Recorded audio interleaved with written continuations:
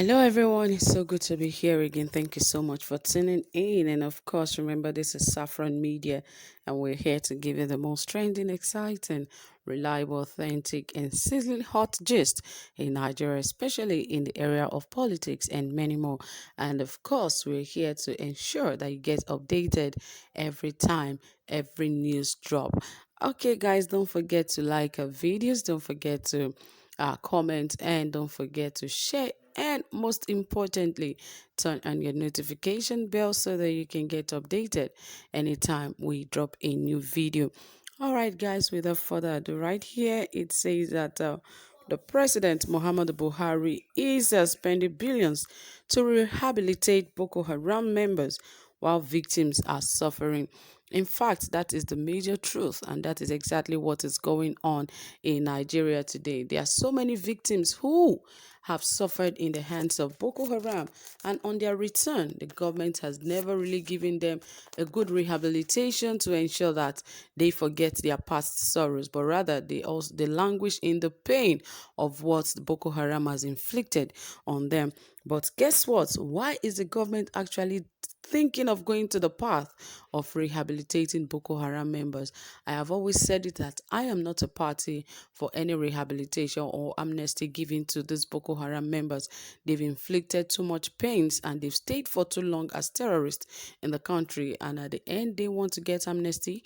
I am not in support of that. I believe they should be caught and let them face the wrath of the law. But whatever plan the government has, well, I don't know about that. But anyway, guys, soon we'll get into the details of all of this. But please ensure you subscribe, give this video a thumbs up, drop your comment, and also turn on the notification bell. All right, guys, right here it says that Matthew Asan Kuka, the Catholic Bishop of Sokoto Diocese, has criticized the government of President Muhammadu Buhari for rehabilitating and releasing repentant Boko Haram insurgents, neglecting victims of insurgency. Though insurgents continue to terrorize the country, Kuka, in his Easter message, lamented the neglect of Boko Haram victims by the Buhari's government, while repentant Boko Haram insurgents are rehabilitated and freed. Sadly, human life is hemorrhaging so badly in Nigeria, but the greatest tragedy is the death of empathy from those in power.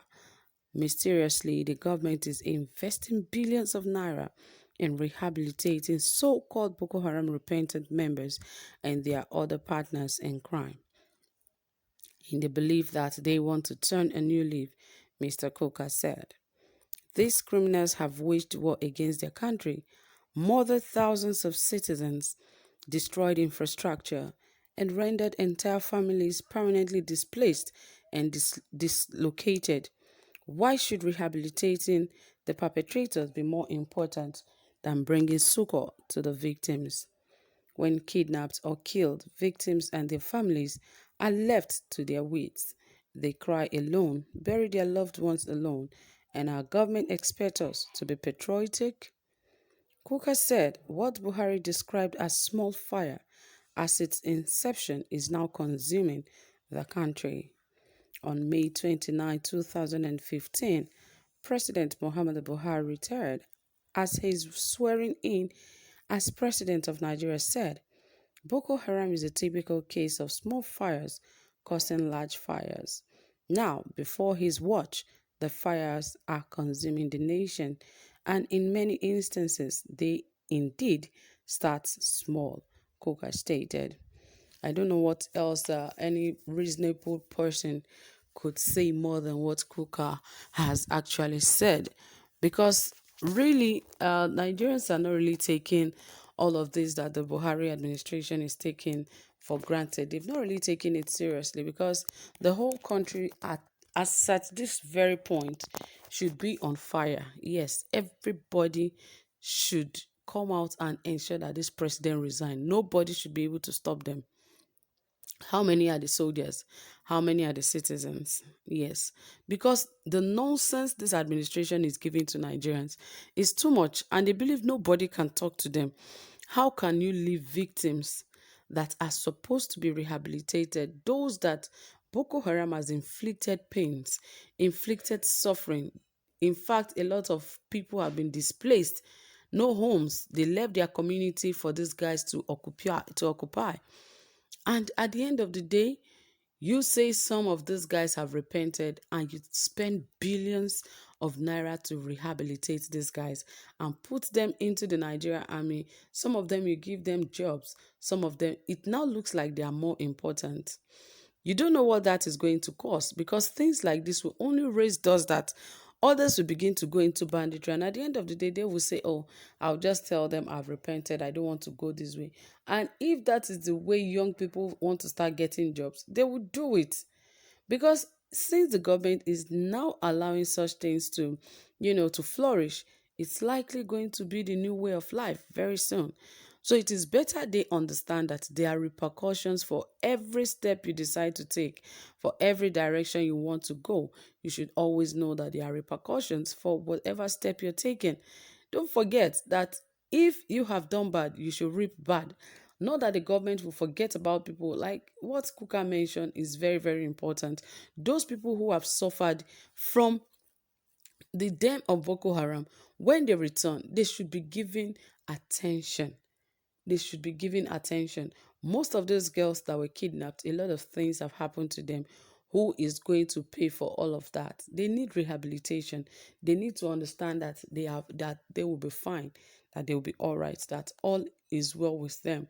Than leaving them just to continue to linger in that thought and suffering that they went through in the hands of the perpetrators. The government should understand that it is more important for those victims than those who have actually taken them into captive and making it look like they are more important because they've been terrorizing the country.